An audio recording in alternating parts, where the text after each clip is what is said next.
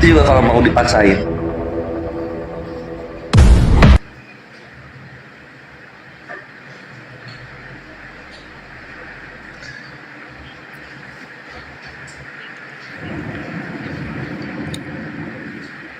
Keke dan Bekecai, namanya bagus Bekecai.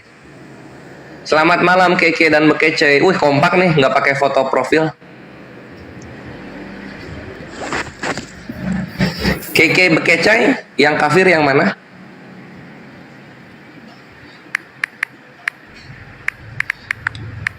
Alhamdulillah. Bekecai, turun udah.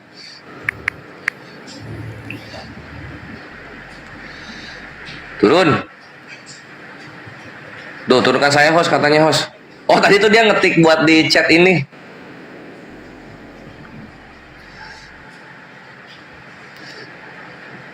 Ya gitu ya, kawan-kawan, ini merupakan topik yang bagus, yang menarik, bisa panjang gitu, silahkan naik. Apakah Yesus bisa diserupai oleh iblis atau tidak? Gitu. Dan kalau boleh tahu, dalam Kristen itu iblis tuh dulu bentuknya kayak gimana gitu. Masa Tuhan ketahuan bentuknya dilukis, iblis nggak ketahuan bentuknya? Apa benar iblis itu bertanduk terus botak gitu? Terus iblis sama Yesus sama-sama punya jurus berubah rupa ya.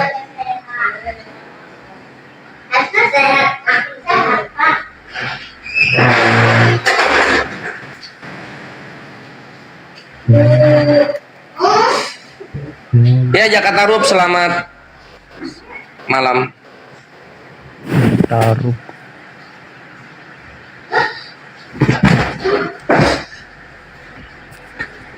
Abigail Evana, aduh ini yang tadi yang minta uang ini.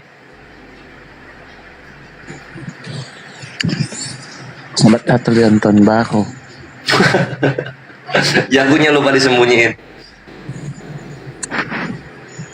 Selamat Natal dan tahun baru. Apa yang diselamatin? Ya, jiwa. Apa yang selamat dari Natal dan tahun baru? Selamat dari apa? Pinjol? Coba tanya orang yang ada pinjol. Apakah ketika Natal dan tahun baru pinjolnya jadi diputihkan? Tidak. Jadi apa yang selamat dari Natal dan tahun baru?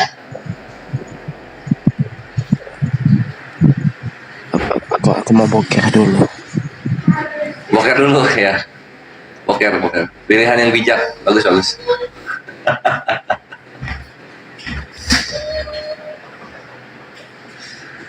Ya silakan kawan-kawan untuk naik dan juga berdiskusi ya. Aku sekalian update ya. Ini per 56 sudah terkumpul 2.850.000 untuk program dialog offline nanti di Bandung.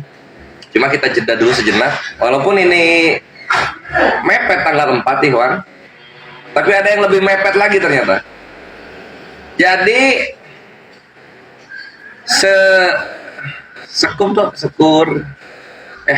sekretaris umum API terkena musibah ya Wan. Perangkatnya rusak. Nah, dengan itu paperwork dari yayasan agak tersendat. Untuk yang mempunyai rezeki berlebih, tafadhol silakan dibantu Akhi Ardiansyah gitu. Karena selain data-data yayasan juga ada data-data kerjaan dan juga data-data bubukin tritung di dalamnya.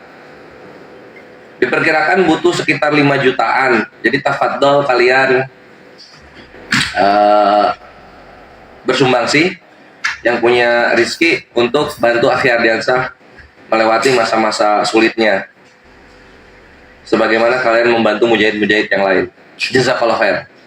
Caranya gimana? Caranya kalian salurkan ke rekening Kian Santang di rekening ini ya. Tunggu. Di rekening BCA 8415 103847 atas nama Asep Suhada. Ke Ahi Adi aja, ke Ahi Adi langsung Bang Kores. Oh iya ya. Ayo Dansa, silakan Iya. diketikkan ininya ya. Tolong dibantu Ikhwan. Oh iya iya bentar. Kasihan Akhi Ardiansyah. Tadi di room sana nggak ngeluarin data karena ininya rusak. Harusnya kan ngeluarin manuskrip beliau. Dan beliau itu manuskripnya balance ya. Manuskrip Bible sama manuskrip Al-Qurannya sama-sama ada. Sehingga gue percaya lah kalau kritik teks Akhi Ardiansyah yang maju tuh gue percaya gitu loh. Karena bisa counter attack, bisa defense. Salah, bisa defense sama bisa counter attack.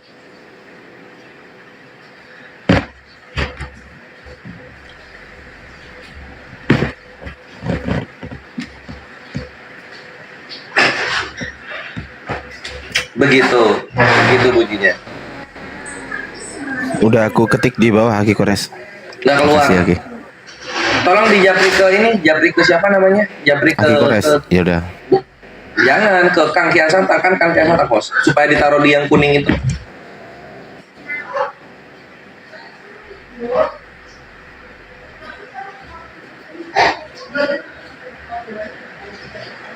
Oh, alhamdulillah.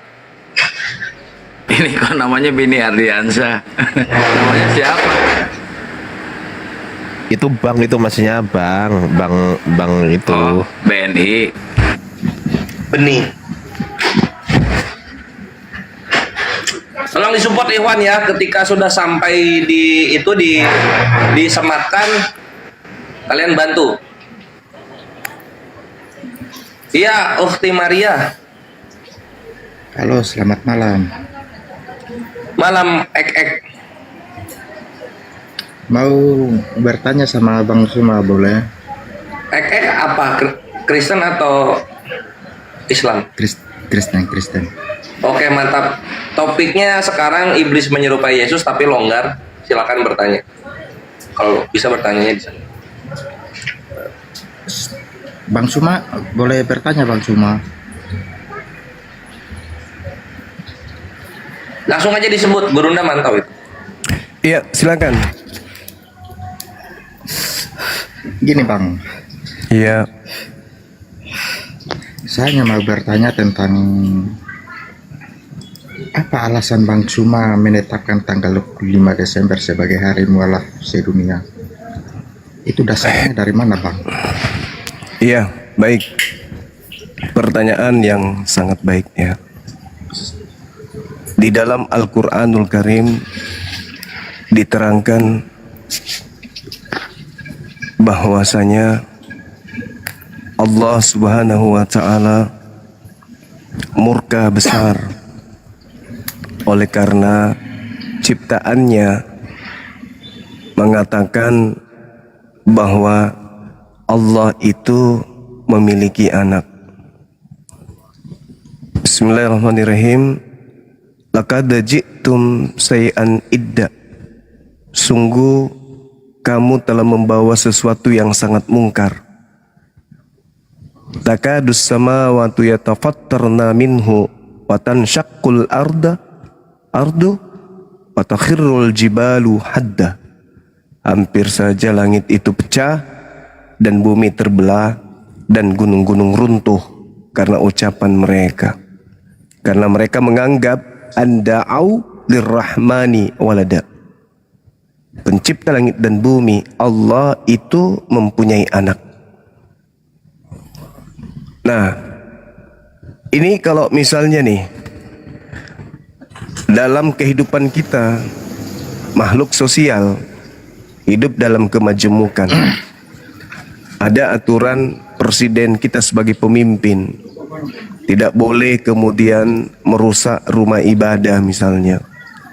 Lantas ada di hadapan kita orang dengan terang-terangan merusak rumah ibadah. Orang waras akan berkata ini melanggar perintah presiden. Apa yang kita lakukan? Menegur. Pasti itu.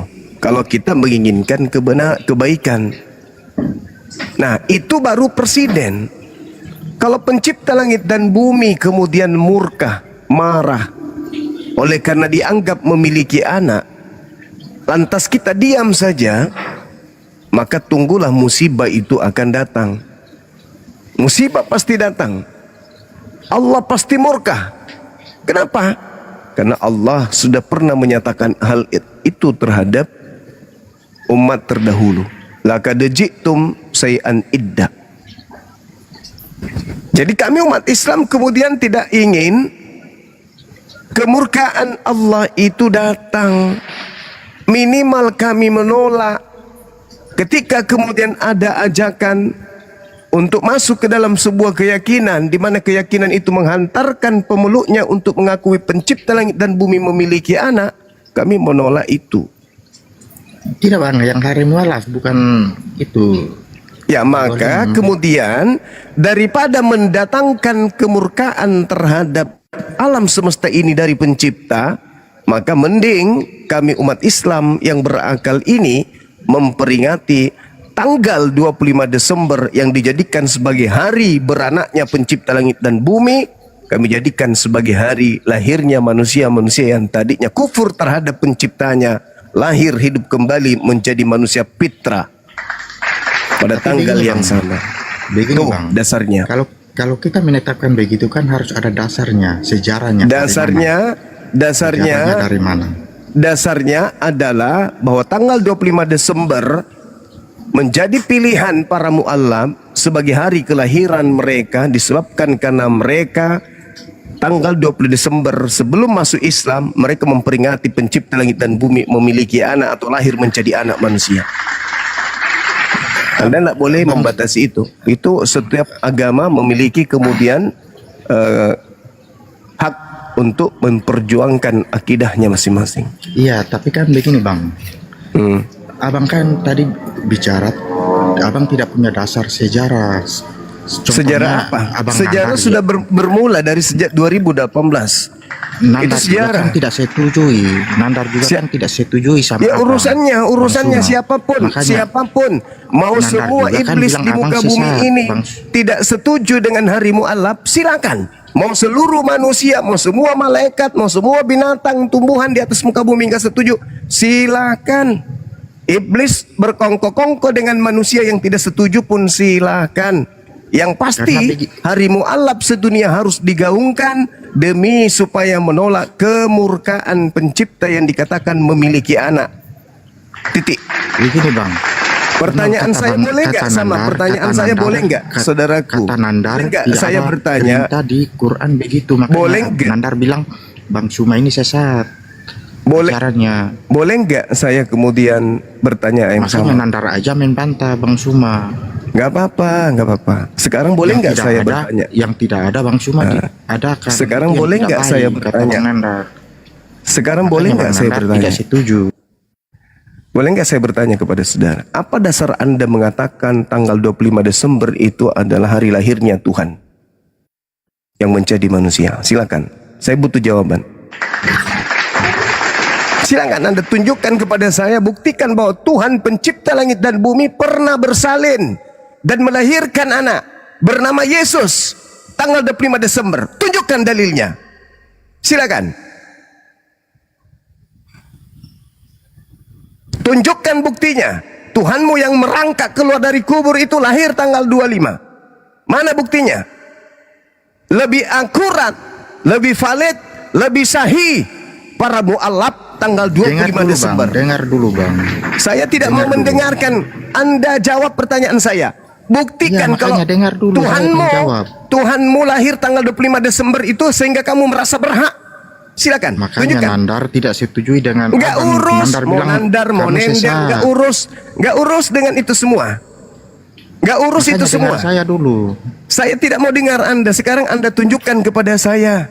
Iya, Bukti makanya tanggal 25 dengar. Desember adalah hari lahirnya Dewa Matahari, itu tunjukkan buktinya. Makanya diam dulu. Bang. Makanya nggak bisa kan? Kalau saya bisa membuktikan tanggal 25 Desember baru-baru ini kami memualafkan orang di tanggal yang sama lahir mereka. Tapi Nandar Lahir. tidak setujui dengan kau. Tidak Makanya urus. Nandar bilang Tidak, kau itu tidak penyesat, urus, ajaran penyesat. tidak urus adik saya Karena mau tidak setuju atau tidak setuju, nggak urus. Islam tidak pernah berhenti dengan hanya seorang Nandar. Islam tidak akan pernah berhenti menegakkan amar ma'ruf hanya gara-gara manusia satu orang menolak itu. Dia bukan guru saya. Ilmu saya tidak bersanad sama beliau. Iya, Catat itu. Catat. Nandar itu lebih pintar. Nggak urus, ku bilang. Meskipun malaikat yang turun ke bumi, saya nggak urus dengan itu. Paham? Sekarang permasalahannya adalah akurat mana tanggal 25 Desember? Tanya saudara Nandar. Tanya saudara Nandar. Adik saya tuh. Saudara Nandar, akurat mana menurut lu? Tuhan punya anak, Tuhan melahirkan tanggal 25 Desember atau mu'allaf tanggal 25 Desember itu akurat mana? Kau tanya sama dia. Kalau dia masih waras, pasti dia mengatakan lebih akurat tanggal 25 Desember sebagai hari mu'allaf daripada tanggal 2 Desember sebagai lahirnya Tuhan. Kalau dia masih waras. Itu sampaikan ke beliau. Bilang, Dinda Nandar, ada pesan dari abangmu. Menurut lu sebagai orang Islam, akurat mana hari mu'allaf tanggal 25 Desember atau Natal 25 Desember? Akurat mana secara historis? Kalau dia masih waras, pasti dia akan mengaku lebih akurat sih tanggal 25 Desember sebagai hari mu'allaf daripada tanggal 2 Desember sebagai Tuhan yang lahir di atas muka bumi ini. Kalau dia masih waras, kecuali dia sudah gila juga kayak kalian, wallahu a'lam bishawab. Jadi saya katakan kalau ada orang Islam yang menolak tanggal 25 Desember sebagai tanggal lahirnya para mu'allaf, berarti terindikasi, meskipun tidak, tapi terindikasi dia setuju Tuhan melahirkan di tanggal 25 Desember. Kalau sekiranya kita harus menyatakan sikap Anda berada pada posisi Tuhan melahirkan di tanggal 25 Desember atau manusia mendapatkan hidayah dari Tuhannya di tanggal 25 Desember. Itu harus jujur. Mau dia Adinda Nandar kek, mau siapapun di depan saya, kalau menolak kemudian ajaran yang benar dan menerima kemudian ajaran kemungkaran, maka dia adalah lawan dari Bang Suma. Paham? Siapapun itu. Jangankan ente, malaikat pun saya lawan kalau berbicara mengenai kebenaran. Jadi enggak usah ini. Menurut Nandar, memang Nandar itu sopo? Nandar itu sopo rupanya? Sampai harus menurut Nandar? Siapa beliau? Dia cuma adik saya kok. Bukan siapa-siapa. Bukan guru saya juga. Ilmu saya nggak bersanad sama dia. Situ datang sini untuk mengadu domba. Kebiasaan Belanda begitu, kebiasaan penjajah gitu, kebiasaan setan gitu, ngadu domba. Saya dengan adik saya Nandar nggak ada masalah. Dia mau setuju silakan, tidak setuju silakan. Gini Bang, gini, dengar dulu. Lagian itu Abang bukan sebuah ketetapan di dalam ajaran agama Islam harus begitu, enggak. Kami orang-orang yang memperingati tanggal 25 Desember sebagai hari mu'allaf adalah orang yang sangat-sangat takut kepada Tuhannya, sangat takut kepada kemurkaan Tuhan kami. Dengan orang mengatakan Tuhan lahir jadi manusia, kami takut, kami ngeri dengan konsep itu. Maka kami kemudian menggaungkan untuk merayu Allah agar tidak mendatangkan musibah. Paham? Kenapa kemudian selalunya wilayah-wilayah yang mayoritas Islam yang kena musibah? Bisa jadi karena Allah menegur. Kamu tahu itu mungkar, kamu Bang, tahu dengar saya aku dulu. marah, tapi kau diam, kau malah berkongkoh dengan itu, maka aku datangkan bencana. Itu saudara. Kenapa saya di-mute terus? Sekarang pertanyaan saya tolong dijawab. Buktikan kalau Tuhan Anda yang merangkak keluar dari liang kubur itu lahir di tanggal 25 Desember, sehingga Anda merasa terganggu ketika kami memperingati hari mu'allaf di tanggal itu. Buktikan. Buktikan kalau ketuban pecah Maria itu terjadi di tanggal 25 Desember. Buktikan. Kalau tidak bisa membuktikan, saya bisa buktikan. Tanggal 25 Desember adalah lahirnya kembali manusia-manusia yang tadinya ingkar kepada Allah, kembali kepada fitrahnya. Kodondi baru-baru juga memu'alafkan kemudian kurang lebih 200 orang Hari lahir mualaf tanggal 25 Desember. Orang yang masih takut-takut, wah ini takut. Saya, Bang Zuma, nggak ada takut-takutnya. Nggak ada takut-takutnya. Siapapun di depan saya yang menghalangi untuk saya mengatakan tanggal 25 Desember hari mualaf sedunia, dia adalah musuh. Catat itu. Kalau menghalangi, kalau hanya tidak setuju, tidak ikut-ikutan, ya silakan. Tapi ente jangan menjadi duri dalam daging. Catat itu. Cukup Anda diam, urut ucok, bakar lilin, tinggal di kamar, jangan mengaku, jangan ikuti-ikutan terhadap sesuatu yang Anda tidak suka, tetapi dengan alasan Anda tidak mau mengatakan bahwa ini mengganggu orang punya akidah, ya sudah, kalau begitu berhenti jadi apologet. Jangan kau ganggu orang mau mengatakan Yesus Tuhan, orang mau mengatakan Yesus tidak kawin, orang mau mengatakan Tuhan itu tiga. Diam, dia masuk di kulkas, kunci dari dalam, biar kau membeku otakmu di dalam situ. Jangan hanya tanggal 25 Desember aja nggak setuju, tapi yang lain Anda tantang petenteng. Nah, saya kan sarjana, saya kan mahasiswa. Tapi giliran seperti itu jadi pengecut. Jadi pengecut, jadi orang munafik. Orang berjuang itu, makanya kenapa filosofinya Badi itu, senjata itu di depan bukan di belakang disimpan. Itulah kami, kebanggaan kami orang Bugis itu, Badiknya lurus, tidak bengkok-bengkok. Sekali kami mengatakan tancap gas, nggak ada mundur. Seperti orang di luar sana, kalau Yesus itu kawin, ini buktinya. Loh, kau mengganggu stabilitas keyakinan orang. Kau sudah merusak tatanan akidah orang. Kamu sudah menancapkan kemudian satu hal yang tidak diterima dan tidak diyakini oleh agama lain. Tapi kalau giliran tanggal 25 Desember, kamu nggak setuju, itu melanggar, itu udah prak, munafik. Berhenti jadi apologet, berhenti. Jadi tukang masak jualan cilok di pasar, itu lebih mending. Di sisi lain kamu nggak setuju Tuhan menjadi ciptaan. Di sisi lain kamu nggak setuju kemudian Tuhan jadi manusia. Tapi kau menggaungkan hari itu sebagai hari yang tidak boleh diganggu. Apa namanya? Sementara kita yang memperingati ini tidak mengganggu. Kita yang menjalankan kemudian hari mu'alaf bukan mengganggu, bukan intoleran, bukan merusak tatanan kenegaraan, bukan kemudian merusak kemajemukan, tidak mengganggu bahasa, tidak mengganggu budaya, tidak mengganggu akidah.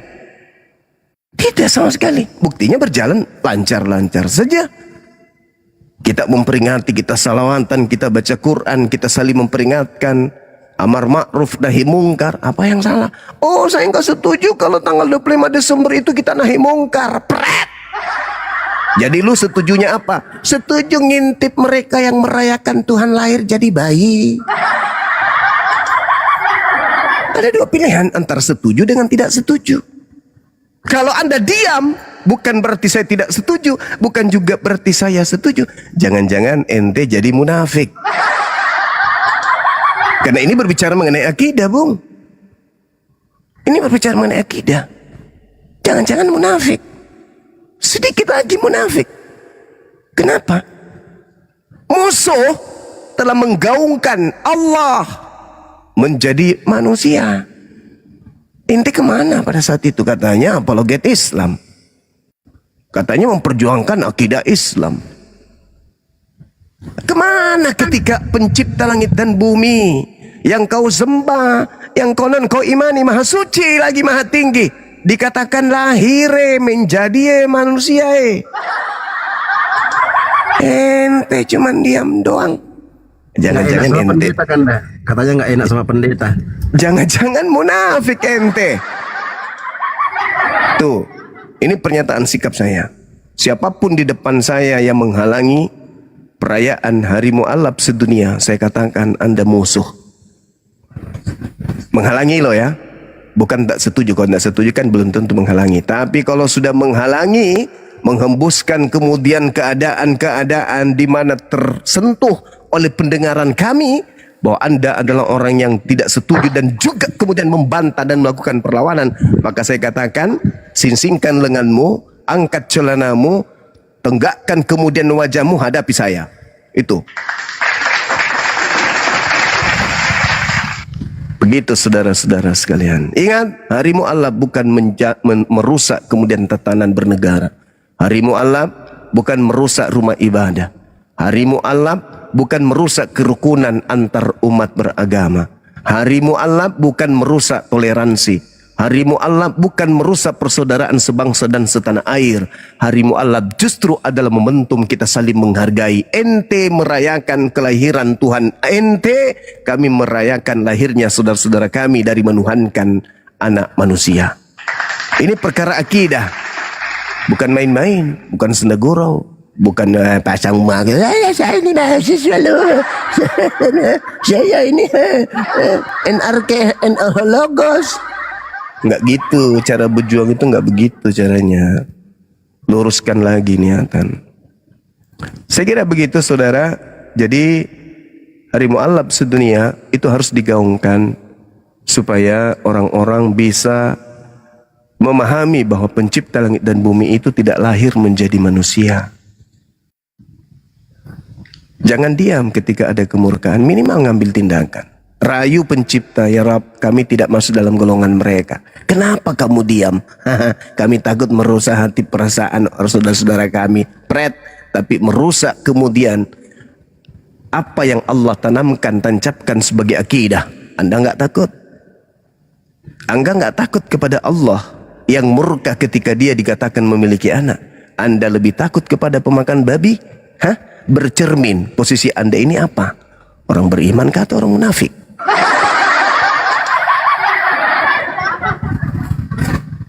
Saya kira begitu. Saya tidak menyindir oknum atau kelompok, enggak. Tapi kalau ada yang tersindir, silakan aja, itu derita lo. Itu derita lo.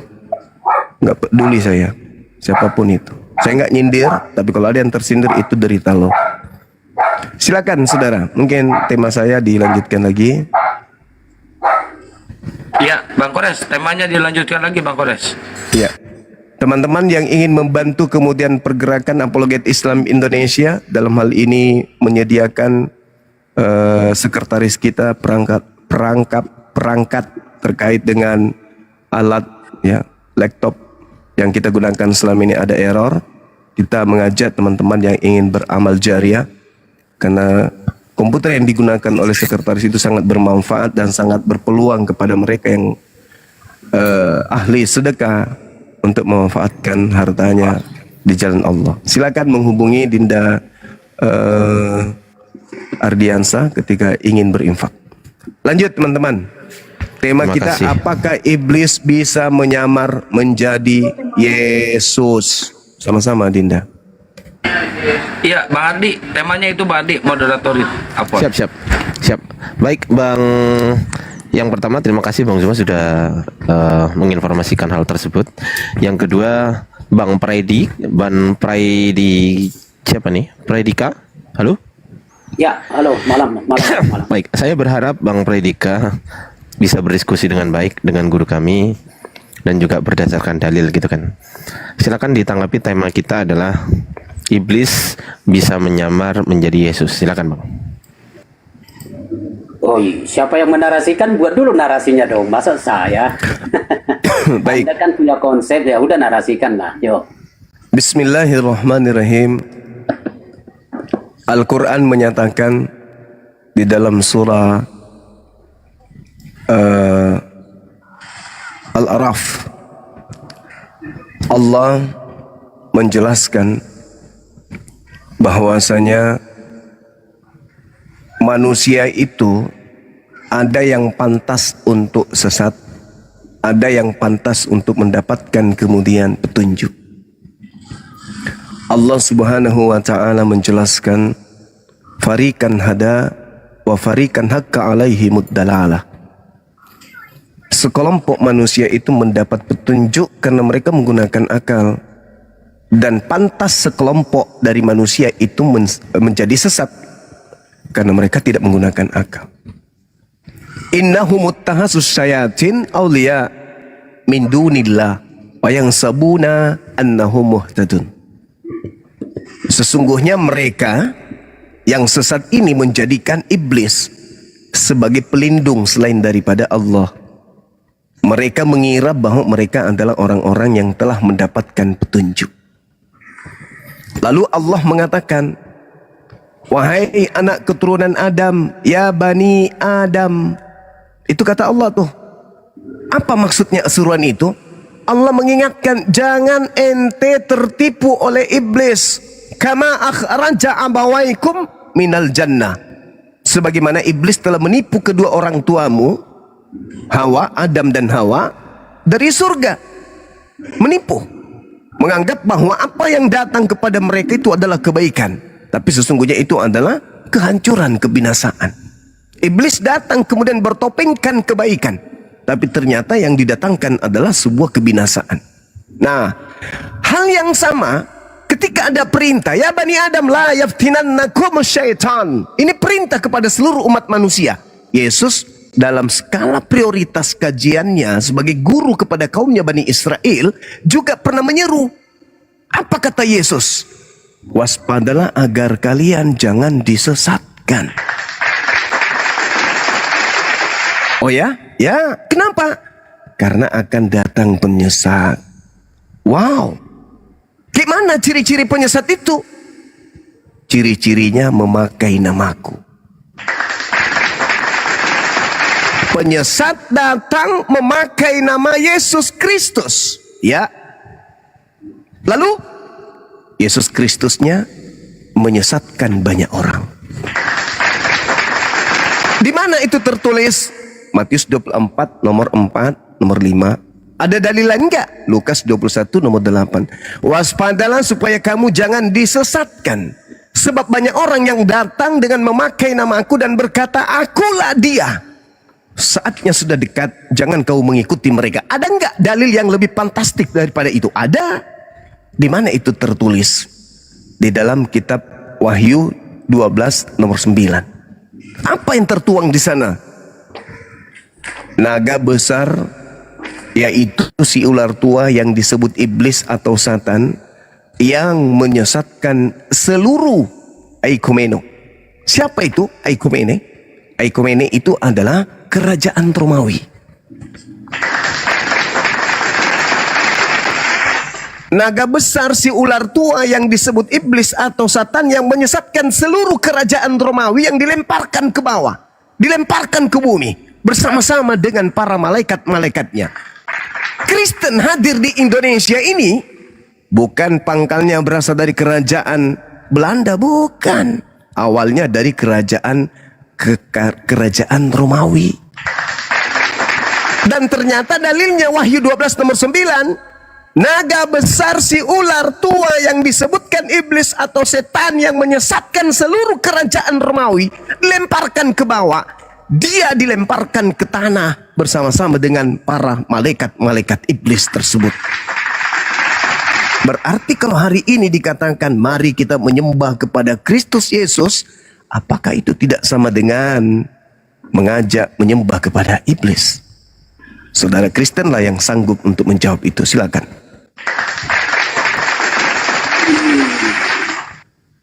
Oke, baik.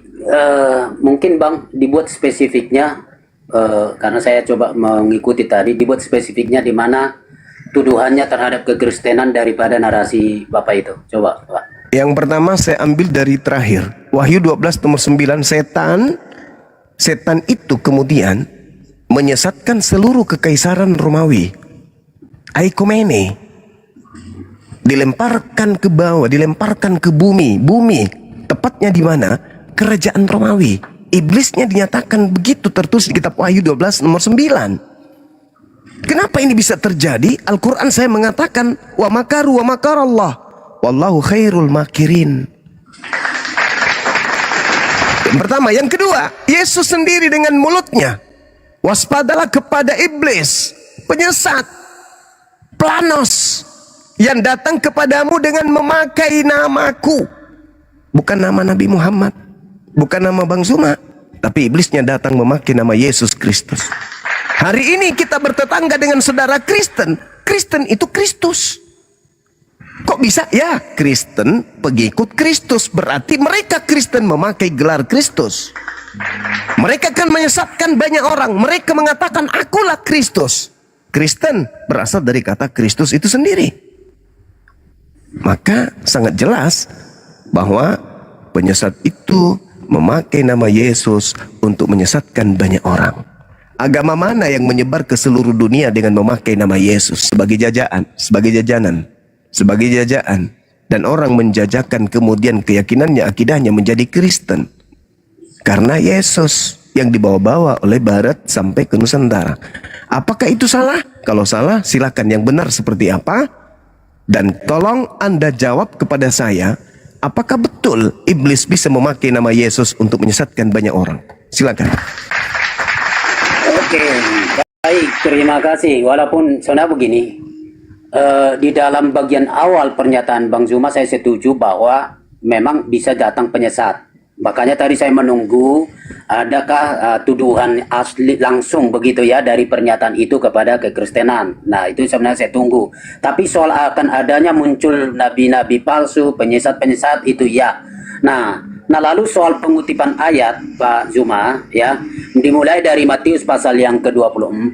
Matius pasal 24 itu lahir muncul dari pertanyaan murid-muridnya. Jadi ayat yang ketiga. Jadi ada pertanyaan murid-muridnya begini. Ketika Yesus duduk di atas bukit Zaitun, datanglah murid-muridnya kepadanya dan bercakap-cakap sendirian dengan dia dan kata mereka, katakanlah kepada kami bila manakah itu akan terjadi dan apakah tanda kedatanganmu dan tanda kesudahan dunia. Artinya, jadi yang ditanyakan para murid adalah sesuatu yang akan terjadi sebagai tanda-tanda di saat menjelang kedatangan Kristus atau juga dalam kesudahan dunia. Jadi bukan sekarang Bang. Apalagi tuduhannya mulai dari Roma atau mulai cikal bakal gereja. Jadi tidak tepat ayat itu karena ayat itu muncul sebagai jawaban terhadap pertanyaan murid-murid saat-saat menjelang akhir zaman kedatangan Yesus dan kesudahan dunia. Jadi tidak bisa itu dikatakan sekarang. Itu pertama. Kedua, lalu pakai ayat yang di dalam Wahyu. Wahyu pasal yang ke-12 ayat yang ke-7 itu mulai ya. Nah, baru ayat yang ke-9. Nah, perhatikan Wahyu itu sebenarnya kitab tentang akhir zaman ya, apokaliptik. Nah, lalu kalau Bapak muncul mulai dari ayat 1 itu sudah muncul di sana naga itu. Ya, jadi muncul naga itu, lalu dia mengejar-ngejar perempuan, lalu perempuan itu pada akhirnya bersembunyi. Nanti boleh belajar sendiri. Ayat yang ke-6, perempuan itu lari ke padang gurun, di mana telah disediakan suatu tempat baginya oleh Allah, supaya ia dipelihara di situ 1260 hari lamanya. Nah, istilah-istilah 1260 hari atau tiga setengah masa atau 2 masa, 1,5 masa, 1 masa, setengah masa. Istilah-istilah itu ada di dalam Alkitab, kitab Wahyu. Nah, artinya itu sesuatu yang akan datang di menjelang kedatangan Kristus. Jadi itu bukan sekarang. Sementara kekristenan sudah hadir pasca Yesus naik ke sorga. Lalu bilang lagi, kata tadi tentang seluruh dunia itu adalah kekaisaran Roma. Tidak. Ya, perhatikan penggunaan kata itu. Penggunaan kata yang Bapak kutip itu tidak mengacu Roma. Atau kalaupun Bapak mengatakan Romawi atau kerajaan Romawi, dalam awal ya, di tahap awal pendirian kekristenan atau lahirnya kekristenan, justru Romawi itu adalah kerajaan yang secara masif untuk menenggelamkan kekristenan, bukan sebagai kolaborasi atau iman Kristen lahir dari kerajaan Romawi. Tidak, justru kekristenan yang ditekan oleh para kaisar-kaisar. Jadi begitu. Nah, artinya pernyataan Bapak kalau itu mengacu kepada Kristen, sorry, jauh dari teks ayat, konteks ayat maupun dari historis. Makasih. Oke. Jadi Anda menanggapi kemudian Matius 24. Bagus. Saya berharap saudara saya ini menggunakan akal sehat. Waspadalah supaya jangan ada orang yang menyesatkan kamu. Kamu di sini siapa? Si penanya. Si penanya diminta untuk waspada. Kenapa? Karena terindikasinya penyesat itu datang kepada mereka. Sedangkan tanda kedatangannya itu include dengan berakhirnya kehidupan bumi. Jadi kalau ada yang mengaku aku tetapi tidak ada tanda kedatanganku, waspada, itu bukan aku. Sederhana kok itu. Anda ingin mengatakan itu berbicara mengenai akhir zaman? Betul. Justru karena itulah Yesus berkata, kamu harus waspada. Kenapa harus waspada? Karena banyak penyamar-penyamar mengaku-ngaku aku. Itu pasti dan akan datang kepada kamu. Datang nggak? Datang. Ketika Paulus mengaku bertemu dengan Kristus, ada nggak tanda bahwa yang datang itu Kristus asli? Ada nggak? Tidak ada. Nasihat Yesusnya apa? Percaya atau jangan percaya? Ya jangan percaya. Sederhana bukan? Ketika dikatakan bahwasanya murid di Bukit Zaitun bertanya kepada sang guru ditanya, "Guru, apa tanda kedatanganmu?" Tanda kedatanganku apa? Itu dijawab. Apa tanda kedatanganku? Kalau ada yang mengaku-ngaku aku, tapi ternyata tidak ada tanda-tanda kedatanganku, Undang-undang Edis live, maka masuk lu kalau lu berani. Edis live. pertanyaan yang sama, kita live di sini. Kalau dia nggak ngondek, masuk sini. Sudahlah akunnya kabur, orangnya juga kabur, nggak berani ke sini. Jadi gitu saudara. Yesusnya yang berkata, waspadalah supaya jangan ada orang yang menyesatkan kamu. Kamu itu siapa? Orang yang hidup di akhir zaman? Bukan. Tapi orang yang hidup di zaman Yesus. Ada nggak yang datang di zaman Yesus ngaku-ngaku Yesus, ngaku-ngaku bertemu Yesus? Ada. Yang mana itu? Akulah Yesus yang kau aniaya. Nah, ada nggak tanda-tanda kedatangan Yesus pada saat makhluk itu datang? Ada nggak? Tidak ada kan? Nggak ada. Nasihat Yesusnya apa? Percaya atau jangan percaya? Lawong jangan percaya. Makanya setelah kemudian, sabar sedikit lagi. Setelah makhluk ini datang kepada Paulus, apa kata Paulusnya? Taurat itu sampah. Firman Tuhan itu sampah. Aturan-aturan yang datang kepada Musa tadinya yang kuanggap benar itu ternyata sampah, tinjak, kotoran. Hukum Taurat itu tidak benar. Hukum Taurat itu tidak ada yang dibenarkan karena menjalankan hukum Taurat. Akibat apa ini? Sampai Paulus begitu. Akibat kedatangan makhluk yang mengaku Yesus. Lalu setelah kemudian dia didatangi makhluk ini, kemana arah rimbah pengajarannya? Aku diutus kepada siapa? Kepada non-Yahudi. Kepada siapa Paulus pergi?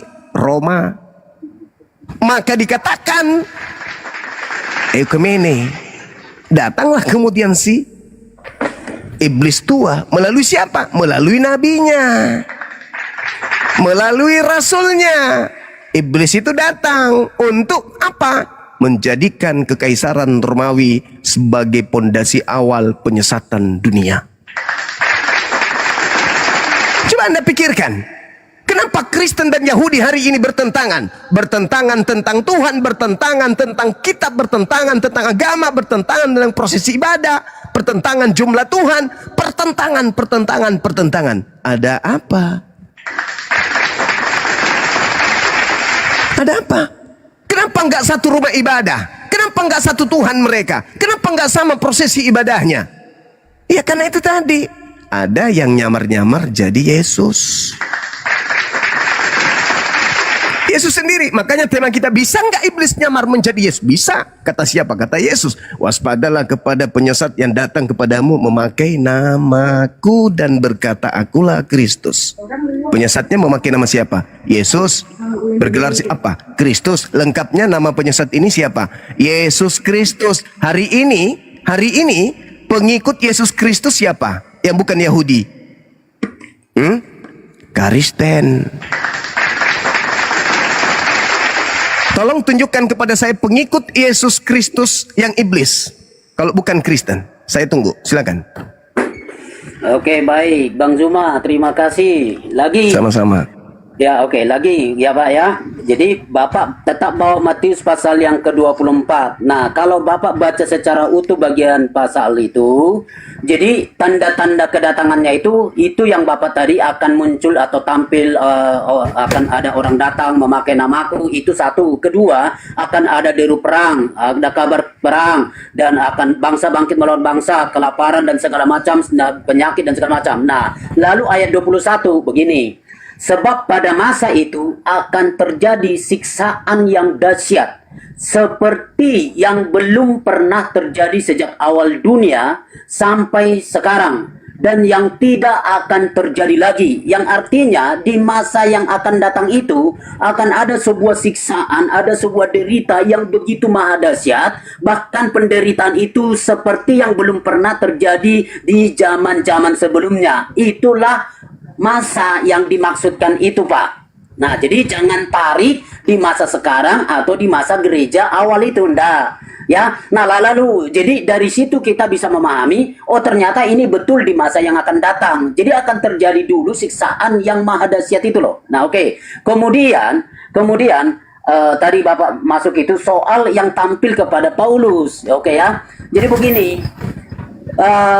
para pemberita, para penulis, dan orang-orang yang menyaksikan peristiwa atau orang-orang yang terlibat di dalam kisah para rasul, semuanya mereka mengatakan bahwa apa yang telah terjadi itu adalah Yesus. Tidak ada komplain, tidak ada bantahan, oh itu bukan Yesus, itu Yesus palsu, itu ini setan. Tidak ada. Nah, yang menyatakan itu setan adalah Anda sendiri. Jadi silakan Anda menafsir, tapi yang di dalam Alkitab tidak bilang itu Yesus palsu. Tapi kalau Anda tafsir, itu dasar Anda apa, dan itu monggo-monggo aja, tapi bukan itu isi Bible. Dan kalau Bapak tetap ngomong itu, berarti itu bukan Alkitab, itu Bapak ngarang sendiri. Oke, makasih.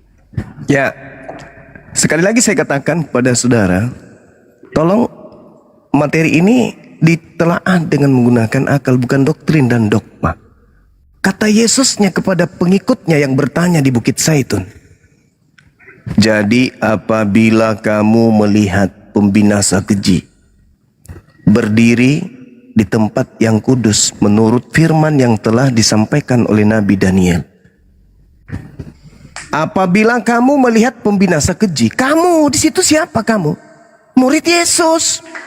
Pembinasa kejinya ini duduk di tempat yang kudus, mengaku rasul, mengaku utusan Tuhan. Seperti yang disampaikan oleh Nabi Daniel. Apa nubuatan Nabi Daniel tentang sang pembinasa keji? Pertama, dia membantah kemudian perkataan sang yang maha tinggi. Paulus membantah hukum Taurat nggak? Membantah. Paulus duduk di tempat kudus nggak? Duduk di tempat yang kudus. Dan dia akan mengganti hari-hari ibadah. Hukum-hukum Tuhan digantinya.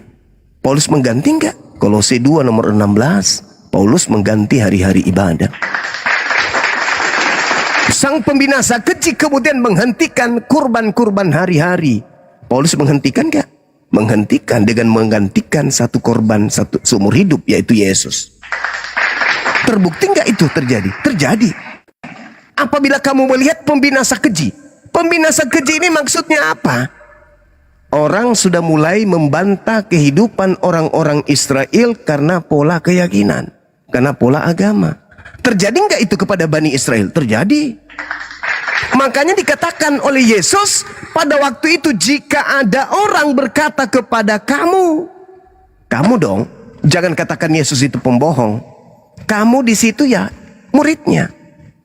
Wah, ini tidak terjadi kepada kami. Ternyata Yesus itu pembohong. Ini harus terjadi karena ini nubuat Yesus kepada muridnya.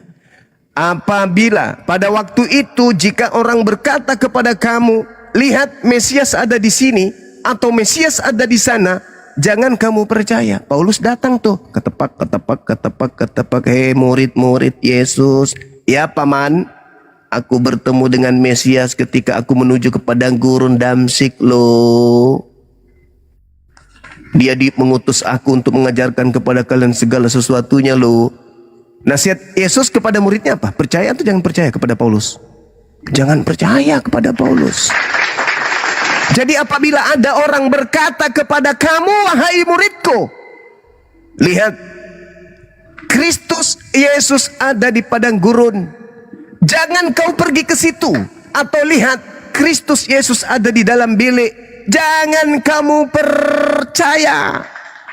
Nah, Yesus jawab, sebab kalau aku yang datang, maka sama seperti kilat yang memancarkan cahaya dari timur sampai ke barat. Demikianlah kedatangan anak manusia aku kelak. Jadi kalau tidak ada cahaya seperti cahaya, kedatangan anak manusia seperti cahaya yang memancar dari timur sampai ke barat, jangan ente percaya. Jadi ketika Paulus datang ketepak, murid-murid Yesus, ya paman, aku bertemu dengan guru lu di padang gurun, dalam bilik penjara. Aku bertemu dengan gurumu, nih 13 buku ku catat ketika aku menerima Injil dari guru lo. Yesus menasihati muridnya apa? Percaya? Tidak, jangan percaya. Makanya Yahudi sampai hari ini nggak jadi Kristen. Tetap aja mereka memegang teguh ajaran yang mereka ambil dari nenek moyang mereka. Mereka tidak menjadi pengikut agama Roma sebagaimana Wahyu 12 nomor 9 tadi. Begitu saudara. Jadi kita berbicara data, jangan dibalik-balik data itu. Kita dudukkan perkara itu sebab sama seperti kilat, memancar dari sebelah timur, melontarkan cahaya sampai ke barat. Demikian pula lah kedatangan aku. Jadi kalau selain daripada itu, mau mengaku Yesus kayak di padang gurun, di mana kayak, kalau tidak ada seperti kilat memancar dari timur sampai ke barat, jangan ente percaya, itu bukan aku. Karena Yesus mengatakan bahwa penyesat itu memakai namaku. Benar enggak makhluk yang datang kepada Paulus mengaku Yesus Kristus? Benar tidak? Silakan jawab. Oke, baik. Lagi, jadi begini, saya tetap konsisten di dalam Matius pasal 24 sebagai dasar Bapa untuk menyatakan bahwa Yesus mengingatkan atas kedatangan Mesias palsu dan ternyata itu sudah datang. Nah, walaupun ayat itu saya tadi sudah bantah bahwa terlalu banyak kriteria-kriteria yang ada di situ, bahwa itu belum terjadi saat zaman sekarang, apalagi di zaman awal gereja. Apalagi Bapak tadi kutip kitab Daniel yang dikatakan sana bahwa nanti akan muncul pembinasa keji berdiri di tempat kudus.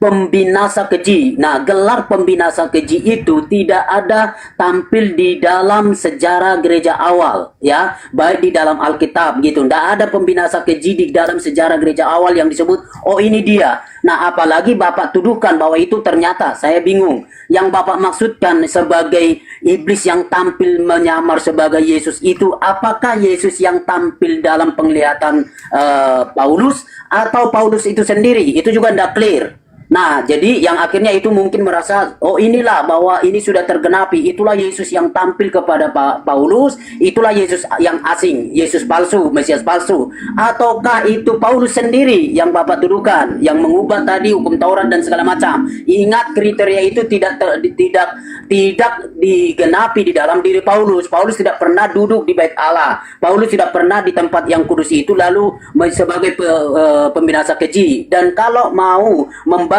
semua itu kitab Daniel dan baca di dalam sampai kitab Wahyu termasuk di pasal 12 tadi, justru kehadiran pembinasa keji itulah yang disebut antikristus. Kata antikris itu bukan saja melawan tapi mengganti. Dia akan berkata akulah Kristus, akulah Allah gitu loh. Nah, itu tidak disebutkan oleh Paulus gitu. Dan kalau tadi sebutkan lagi itu yang tampil Yesus itu Yesus yang aneh, Yesus yang palsu atau Yesus yang baik gitu kan. Tidak ada di dalam Kisah Rasul pasal 9, hanya Anda sendiri yang ngomong. Itu sebabnya tuduhan Anda dengan tema ini tidak berdasar dan tidak tepat kepada kekristenan. Makasih. Oke. Paulus kita dudukkan sebagai orang yang terindikasi kuat, karena tak ada lagi yang lain. Duduk di tempat yang kudus artinya dia mendapatkan gelar sebagai pemuka, sebagai tokoh untuk mengajarkan kebenaran, keselamatan katanya. Rasul gak gampang mendapatkan gelar itu. Dan ini Yesus yang mengatakan kepada muridnya, apabila kamu melihat pembinasa kejinya itu duduk di tempat kudus menurut firman Tuhan. Daniel. Nah, kita lihat dalam Daniel 7 nomor 25. Ia akan mengucapkan perkataan yang menentang yang maha tinggi. Ayo, siapa yang mengajarkan Paulus 13 bukunya ini? Yang memaki-maki kemudian otoritas ketuhanan yang datang kepada Nabi Musa alaihissalam. Siapa yang mengajarkan Paulus 13 kitab untuk mengatakan hukum Taurat itu sampah? Siapa yang mengajarkan Paulus 13 buku yang mengajarkan bahwa tidak ada orang dibenarkan karena melakukan hukum Torah? Siapa? Anda harus menjawab itu. Dia sang pembinasa keji yang mengucapkan perkataan yang menentang yang maha tinggi. Kata Yesus, apabila engkau melakukan segala perintah-perintah yang ada di dalam hukum Taurat, maka engkau akan menempati tempat tertinggi di dalam surga. Kata Yesus. Kata Paulus, tidak ada orang yang dibenarkan karena melakukan hukum Taurat. Menentang ajaran yang maha tinggi yang diterima Yesus dari yang maha tinggi. Akan menganiaya orang-orang kudus milik yang maha tinggi. Siapa pelaku penganiaya murid-murid Yesus? Dia berusaha mengubah waktu dan hukum. Siapa yang berusaha mengubah bahwa hukum Torah itu sudah tidak berlaku lagi dengan matinya Yesus di atas tiang salib? Efesus 2 nomor 15. Siapa itu? Bukankah itu Paulus? Kalau bukan Paulus, lalu siapa, saudara? Daniel 11 nomor 31. Tentaranya akan muncul. Mereka akan menajiskan tempat kudus. Tempat kudus ini yang dimaksud siapa, Bung? Rumah ibadahnya orang Yahudi. Bolehkah pemakan babi masuk di rumah ibadahnya orang Yahudi? Bolehkah orang bersunat yang tidak bersunat masuk ke rumah ibadahnya orang Yahudi? Nggak boleh. Tapi menurut Paulus, kalau kamu menyunatkan dirimu, maka Yesus Kristus tidak berguna bagimu. Lalu sang pembinasa keji ini menghapuskan korban sehari-hari. Siapa yang menggantikan korban binatang menjadi korban manusia? Inilah yang dimaksud. Jadi kita kembali kepada pernyataan Yesus terhadap muridnya. Jadi apabila ada orang yang berkata kepadamu, lihat ada Mesias di sini, ada Mesias di sana, jangan kamu percaya. Camkanlah, aku telah mengatakannya terlebih dahulu kepada kamu. Ini nasihat Yesus kepada orang yang jauh setelah Yesus? Enggak dong. Ini ucapan Yesus kepada si penanya yang ada di depannya, yang akan menjadi santapan Kristus palsu melalui nabinya. Jadi Kristus palsu datang kepada nabinya, nabinya datang kepada murid Yesus yang menerima nubuatan tadi. Terbukti nggak itu? Terbukti. Paulus datang setelah Paulus bertemu dengan sosok yang ngaku-ngaku Kristus di padang gurun. Itu fakta. Ngapain Anda kemudian cari di zaman sekarang? Lawang sudah terjadi, sudah tergenapi. Yang datang kepada murid Yesus itu ya Paulus, sang pembinasa keji yang memasukkan aturan-aturan main kepada hukum-hukum Tuhan, 13 kitabnya itu, dan menyesatkan banyak orang. Itulah yang disebut Kristen. Anda coba lihat. Ada enggak kemudian sang pembinasa keji duduk di tempat yang kudus hari ini, yang menggantikan kemudian firman Tuhan, yang menggantikan hukum hari-hari, yaitu binatang? Ada enggak selain Paulus? Ada enggak? Jadi ini fakta, saudara. Jangan karena Anda hanya sudah terlanjur jadi Kristen, Anda tidak mau menerima kebenaran. Yesus menasihatkan muridnya ketika ditanya, Guru, apa tanda kedatanganmu? Tanda kedatangan siapa? Tanda kedatanganmu. Apa tandanya? Berarti kalau tidak ada tanda itu, yang datang itu bukan Yesus. Ketika ada sosok datang kepada Paulus, akulah Yesus yang kau aniaya. Pertanyaannya, ada nggak tanda yang Yesus maksudkan? Tak ada. Yesus nggak itu? Bukan. Begitu juga ketika ada yang keluar dari kubur pada hari Minggu, katanya, pergilah ke seluruh dunia. Wah, Yesus datang setelah dia mati. Pertanyaannya, ada nggak tanda itu? Nggak ada, berarti bukan Yesus. Yang datang kepada Ananias, ada nggak tanda itu? Nggak ada juga. Yang datang di Pulau Patmos, ada nggak tanda itu? Nggak ada juga. Yang datang kepada para murtaden, ada nggak tanda itu? Nggak ada juga. Berarti, kata Yesus, mereka akan menyesatkan banyak orang. Berarti malaikat-malaikat iblis yang turun menyesatkan kekaisaran Romawi itu memang banyak. Sederhana bukan? Iya, kalau menggunakan akal. Pertanyaan saya kepada saudara. Silakan Anda boleh bertanya Pak. kepada Silakan, saya. Pak. Yuk, saya lupa nanti Pak. Yuk, oke. Ya, Terima kasih, Pak. pertanyaan saya kepada saudara. Apakah kemudian ada informasi baru tentang adanya guru murid-murid Yesus datang kepada di luar daripada 12 murid tersebut?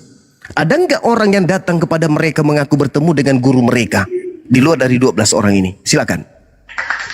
Oke, baik. Aduh, terlalu panjang Pak, banyak. Saya juga jadi bingung jawabnya ya. Jadi begini, pertama, oke, Bapak sudah mengeliminir, artinya ternyata yang Bapak tuduhkan itu adalah Paulus, ya kan? Sebagai Yesus yang, sebagai penyesat yang memakai nama Mesias atau nama Kristus atau nama Yesus itu adalah Paulus. Ya, ternyata Bapak tidak berani mau mengatakan itu adalah Yesus tadi, kan? Yesus yang bersuara itu kan? Akulah yang engkau aniaya, Saulus itu kan. Nah, berarti kalau Bapak tidak mengeliminir, kalau Bapak tidak menuduh itu salah, berarti Anda setuju bahwa Yesus yang ternyata yang tampil itu adalah Yesus yang benar ya. Oke. Nah, sekarang kita jawab soal Paulus. Apakah Paulus memenuhi kriteria sebagai pembinasa keji? Tidak. Nah, lagi pembinasa keji itu akan muncul dan tampil menurut baik itu Daniel maupun di dalam Matius, dia harus duduk di bait Allah. Dia harus duduk di sana sebagai penguasa. Dia harus duduk di sana yang mau menyatakan bahwa dialah Allah itu sendiri. Paulus tidak pernah mengatakan itu. Itu kriteria identifikasi pengakuan. Yang kedua, baik itu kriteria peristiwa zaman, peristiwa bangsa, peristiwa kelaparan dan kesukaran yang amat-amat sangat tidak terjadi di zaman Paulus. Nah, sebenarnya Bapak tadi Pak sudah katakan, apakah itu ada identifikasi atau tanda-tanda itu? Bapak jawab bilang tidak ada. Ya, sudah betul. Memang tidak ada tanda-tanda kedatangan Kristus itu di situ. Nah, lalu kenapa harus tuduhkan lagi bahwa ada Kristus yang baru di situ? Nah, lalu Bapak akan bilang, oh ternyata ya itulah yang salah. Tidak, karena tidak memenuhi kriteria-kriteria itu, Pak. Jadi itu tetap jawabannya. Nah, kemudian soal Paulus mau mengubah, seolah-olah mau mengubah pola-pola ibadat perjanjian lama dan segala macam. Oke, itu betul. Paulus mengakui itu dengan baik di dalam Roma pasal yang ke-5, pasal yang ke-6.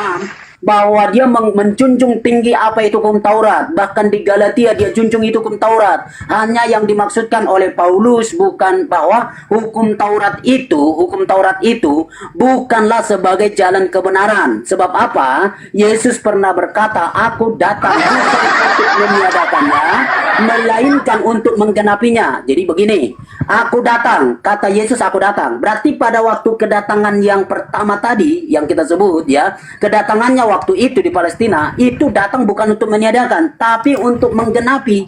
Berarti apakah sudah digenapi hukum Taurat? Menurut pernyataan Yesus yang di pasal 5 di dalam Matius pasal yang ke-5 itu, ya 17, 18, 19, berarti sudah digenapi di zaman itu gitu loh. Yang mana digenapi? Nah, itu kan, yang mana digenapi. Jadi Paulus bukan membuat teologi baru, bukan mau mengubah konsep yang lama, bukan. Tapi atas pernyataan Yesus sendiri, aku datang. Bukan untuk meniadakan, tapi untuk menggenapi. Jadi bukan dihapus, bukan ini, tapi digenapi. Apa yang digenapi? Nah ya, kita pernah diskusi itu Pak. Apa yang digenapinya? Jadi Yesus menggenapi sebagai bahwa Yesus sebagai manusia, dia utuh bisa melakukan semua hukum Taurat tanpa cacat celah dalam insaninya, kemanusiaannya. Dia melakukan itu tanpa cacat celah. Itu yang pertama. Yang kedua, dia menggenapi itu bahwa kutukan yang dimaksudkan sebagai contoh dalam Ulangan pasal 28 ada kutukan di situ, dan di beberapa bagian kitab Ulangan itu bahwa ada kutukan terhadap orang-orang yang tidak melakukan hukum Taurat. Nah, Yesus penuhi itu. Apa kutukannya? Nanti kita bicara salib. Walaupun nanti kita udah kejar-kejaran itu di situ lama dulu. Nah, Yesus juga menggenapi bahwa dialah sebagai yang terkutuk. Dia mau menjadikan dirinya menjadi kutukan, tapi bukan karena dosanya, tapi dia menjadi kutuk. Yang di dalam Markus pasal yang 10 ayat 45 itu, ia menyerahkan nyawanya untuk menjadi tebusan, Jadi bukan sebagai kesalahan diri pribadi, bukan kecacatan politik, tapi dia datang untuk menyerahkan dirinya untuk menjadi tebusan bagi banyak orang. Istilah tebusan berarti menjadi harga, bayar sesuatu yang dibayarkan untuk sesuatu, itulah dirinya. Nah, maka kematiannya itu menjadi tebusan. Nah, jadi Yesus sendiri dalam hukum Taurat sudah tegas, maka itulah yang dibangun kembali oleh Rasul Paulus. Begitu, Pak. Oke, makasih. Sorry, mungkin banyak yang lupa. Iya, jadi saudara, ketika ada yang datang mengaku Yesus kepada Paulus, itu pertanyaan saya tolong dijawab dong. Apakah di luar 12 murid Yesus ada orang yang mengaku kedatangan Kristus juga selain dari yang 12 orang ini? Yang ada di Bukit Zaitun adalah murid Yesus, tidak termasuk Paulus. Mereka kemudian ditanya, apabila ada orang di luar kalian mengaku bertemu dengan Mesias, jangan kau percaya. Pertanyaan saya nih, di luar 12 orang ini yang di Bukit Zaitun ini, setelahnya ada nggak orang asing di luar mereka yang ngaku-ngaku bertemu dengan Kristus di padang gurun? Ada nggak? Kalau ada, siapa orangnya? Silakan. Oke, baik. Jadi saya ini hanya bicara dari apa yang dinyatakan oleh Alkitab. Ya, ketika Alkitab menyajikan perkara perjumpaan Paulus waktu perjalanan ke Damsik, baru saya bicara. Apakah ada yang lain? Alkitab tidak membuktikan, Alkitab tidak menunjukkan. Itu sebabnya ngapain kita bahas itu, ya kan? Nah, jadi ketika itu tiada, apakah itu membatalkan pengalaman Paulus? Ya, silakan kalau Bapak berargumentasi dengan prinsip itu, karena tidak ada yang lain, maka ini pun batal. Ya silakan, itu kan Bapak yang buat aturan sendiri. Tetapi kita hanya menerima apa yang sudah tertulis di dalam Alkitab, bahwa memang Paulus mengalami perjumpaan dengan Yesus. Nah, di dalam perjumpaan itu, di dalam seputar semua narasi itu, orang-orang sebagai saksi-saksi historis dari Kristus, tidak ada yang menolak, tidak ada yang membantah. Justru itu diterima. Maka tuduhan bahwa itu Yesus yang lain atau gaib atau apapun itu tuduhan Bapak. Nah, jadi tidak ada itu ya. Nah, itu aja dulu. Mungkin saya lupa. Pertanyaan saya tolong disentuh. Di luar dari 12 murid Yesus yang ada di Bukit Zaitun, 11 murid lah ya. Di luar daripada 12 orang ini yang mendapatkan nasihat, jadi apabila ada orang mengaku berkata bertemu dengan Mesias di padang gurun dalam bilik, jangan kau percaya. Pertanyaan saya, di luar dari mereka yang ada di Bukit Zaitun duduk bersama gurunya pada saat itu, ada nggak orang di luar mereka yang ngaku-ngaku bertemu dengan guru mereka di padang gurun, di dalam bilik? Ada tidak ada catatan Alkitab, Pak. Jadi Paulus tidak ngaku bertemu dengan Yesus. Nah, itu sudah ditulis di dalam Kisah Para Rasul. Kan tadi saya sudah katakan. Berarti di luar yang Alkitab catat ada, tapi tidak ada lagi pertanyaan lain. Berarti di luar dari murid yang duduk di Bukit Zaitun itu ada yang bertemu dengan Yesus, namanya Paulus, betul? Itu sejarah, betul. Betul. Menurut Yesus, kepada murid yang duduk di Bukit Zaitun, percaya kepada Paulus atau jangan percaya kepada Paulus? Yang sebagai untuk tidak percaya itu kalau mengaku Mesias. Itu kalau mengaku Mesias. Nah, Paulus tidak pernah mengaku Mesias. Dan kriteria, tadi kan di awal kita udah bicara itu, tuduhan semua kriteria yang Bapak bilang itu. Paulus. Bapak salah konteks, Bapak salah dasar teks. Jadi kalau Gitu. ada orang yang berkata Mesias ada di sini, bukan mengaku dia Mesias. Mesias ada di sini, Mesias ada di dalam bilik, Mesias ada dalam padang gurun. Bukan dia mengaku Mesias. Pertanyaan saya, apakah di luar dari murid Yesus yang duduk di Bukit Zaitun ini ada oknum yang pernah mengaku bertemu dengan Mesias? Ada. Namanya siapa? Paulus. Pertanyaan saya, murid Yesus mendapatkan perintah percaya atau jangan percaya? Silakan. Oke, baik. Jadi Paulus dengan jujur di dalam sejarah para murid, para rasul sebagai saksi-saksi tidak dibantah. Tidak dibantah. Kalau Bapak muncul di abad ini untuk membantah itu silakan saja. Berarti itu di luar Alkitab. Jadi itu kan di luar Alkitab. Apa? Paulus tidak pernah dengar, Pak. Jadi nasihat Paulus Yesusnya. tidak pernah mengatakan dia sebagai Mesias. Bung, Kan ini itu bukan ngaku narasinya kan Mesias. bahwa ada Mesias palsu kan? Betul nggak? Saudara, bukan orang itu mengaku Mesias. Orang itu mengaku bertemu dengan gurunya, murid-murid Yesus. Bapak, sorry Pak, Bapak tak konsisten. Tadi di dalam Matius pasal yang kelima, Bapak tak konsisten. Saya kejar. Apa itu? Pasal 5 begini. Dengar Pak ya. Sebab banyak orang akan datang dengan memakai namaku dan berkata, Akulah Mesias. Iya, Bapak menghindari itu lagi. betul. Sekarang pertanyaan Jadi, saya, Bapak Paulus tidak konsisten. mengaku, Paulus dengar. tidak pernah berkata akulah Mesias. Bukan Dan mereka akan akunya, menyesatkan banyak orang. bukan. Paulus tidak ada di kriteria itu. Kalau Bapak tak konsisten teks ya Oke, monggo. ada dua hal yang perlu kita pahami di sini, dua sisi. Yang pertama, akulah Mesias adalah orang ini mengaku Mesias. Yang kedua, akulah Mesias, orang ini mengaku Yesus itu Mesias. Yang mana yang Anda ingin bahas lebih dulu? Biar saya kasih data. Sorry, ulang Pak, sorry. Nah, akulah Mesias, maknanya ada dua. Yang pertama, orang ini mengaku dirinya Mesias. Yang kedua, orang ini mengaku Yesus itu Mesias. Boleh jadi orang itu akan berkata, aku bertemu dengan Yesus Mesias loh di padang gurun. Boleh.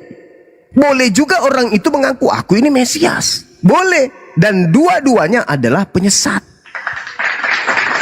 Saya ulang lagi.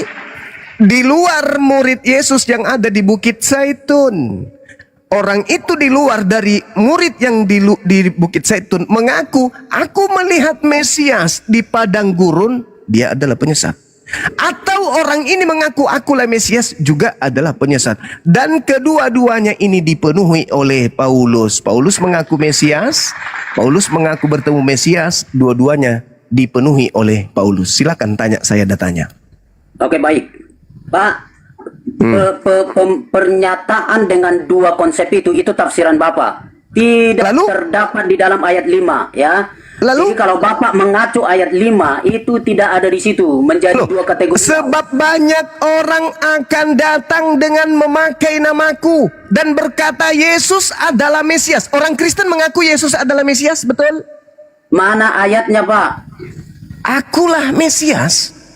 Nah, Aku Yesus, jadi aku begini. Yesus Mesias. Orang Bapak Kristen salah mengaku nggak memahami Yesus itu teks. Mesias? Bapak Saudaraku. salah memahami teks, Pak. Oke. Itu yang pertama. Yang kedua orang itu mengaku Mesias. Paulus mengaku Mesias. Mau dalil?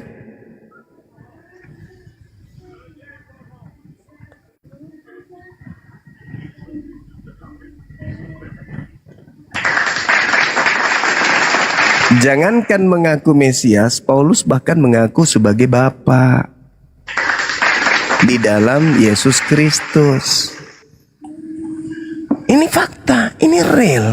Memang berat karena Anda sudah terlanjur jatuh cinta dengan agama saudara yang mengenakkan itu. Tapi kalau kita buka kaji data, ingat di awal saya sudah mengawali dengan bacaan ayat suci Al-Quranul Karim. Bahwa memang iblis itu menjadi pemimpin bagi orang-orang kafir. Dan Yesus mengatakan iblis datang menyesatkan memakai nama dia. Di luar dari 12 murid yang ada di Bukit Zaitun, atau di luar dari murid-murid yang ada di Bukit Zaitun, Paulus mengaku enggak Paulus ini bertemu dengan Mesias? Mengaku. Mengaku nggak yang datang kepada Paulus itu ngaku Mesias? Ya, akulah Yesus yang kau aniaya. Ngaku kan? Ngaku. Berarti yang datang kepada Paulus ini adalah penyesat. Dan Paulus percaya. Kenapa Paulus percaya? Karena Paulus bukan masuk dalam kategori murid. Oke, sorry Pak. Saya supaya jangan banyak, mohon maaf Pak, bukan mau motong, tapi supaya banyak. Panjang jadi lupa saya. Jadi begini Pak. Ayat yang kelima itu tadi dasar pijakan Bapak untuk membuat tema ini, itu kan sudah tafsiran bebas dan tidak lagi sesuai teks. Di situ saya baca ulang. Sebab banyak orang akan datang dengan memakai namaku dan berkata, akulah Mesias, dan mereka akan menyesatkan banyak orang. Nah, Paulus sekali lagi tidak ada di kategori itu. Nah, kalau Bapak bilang, oh karena mengaku ada tadi pernyataan Bapak yang tidak pas. Bapak bilang begini, bahwa yang mengatakan Yesus Mesias itu juga nabi palsu. Di mana ayatnya itu? Oke, Gitu baik. kan? Begini Oke. saudara, dengarkan saya dulu. Gini, ada dua, di luar daripada tragedi di Bukit Zaitun itu, ada dua pelaku. Yang pertama, yang datang kepada Paulus itu pelaku. Akulah Yesus yang kau aniaya. Pelaku. Boleh dikatakan dialah yang menyesatkan banyak orang. Masuk kategori itu enggak? Masuk. Pelaku kedua, Paulus, menyesatkan banyak orang dengan memakai nama siapa? Nama Yesus Kristus. Termasuk enggak? Termasuk. Dua-duanya termasuk. Oknum yang datang kepada Paulus termasuk, Paulus pun termasuk. Mari kita kaji. Makhluk yang datang kepada Paulus mengaku Yesus ini, apakah itu anak Maria? Bukan. Apa buktinya? Kita lihat di dalam Ibrani 9 nomor 28. Demikian pula Kristus hanya satu kali saja mengorbankan dirinya untuk menanggung dosa orang banyak. Sesudah itu, Kristus akan menyatakan dirinya sekali lagi. Kapan? Akhir zaman. Nanti ketika mau kiamat. Kalau begitu, siapa yang datang menyatakan diri kepada Paulus? Itu bukti ya. Itu bukti yang pertama. Bukti yang kedua, di dalam Yohanes 16 nomor 7 nomor 8. Adalah lebih baik jikalau aku pergi. Sebab kalau aku tidak pergi, maka roh kebenaran itu tidak akan datang. Berarti Yesus harus pergi. Setelah Yesus pergi, yang datang siapa? Roh kebenaran. Yang datang kepada Paulus siapa? Roh kebenaran atau ngaku Yesus? Ngaku Yesus. Dua bukti akurat. Yang ketiga, waspadalah kepada penyesat yang datang kepadamu memakai namaku dan berkata, akulah Kristus. Tergenapi enggak? Tergenapi. Akulah Kristus yang kau aniaya. Tiga. Yang keempat, di dalam Matius 24 nomor 23 nomor 24, Kristus palsu akan datang melakukan tanda yang dahsyat dan mujizat-mujizat sekiranya menyesatkan orang-orang pilihan juga. Kristus palsu akan datang melakukan tanda yang dahsyat. Dahsyat enggak ketika dia datang hanya berupa cahaya dan suara? Akulah Yesus yang kau aniaya. 4 poin ini tergenapi oleh oknum yang datang kepada Paulus. Sekarang kita bahas Paulus. Benarkah Paulus ini adalah korban yang juga penyesat? Korban dari penyesat yang datang kepadanya sehingga dia juga menyesatkan orang lain.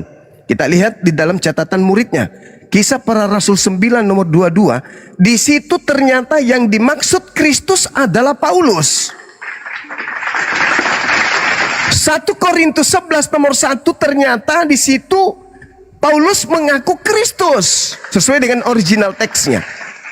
Roma 16 nomor 7 ternyata Paulus dengan gamblang dan nyata sekali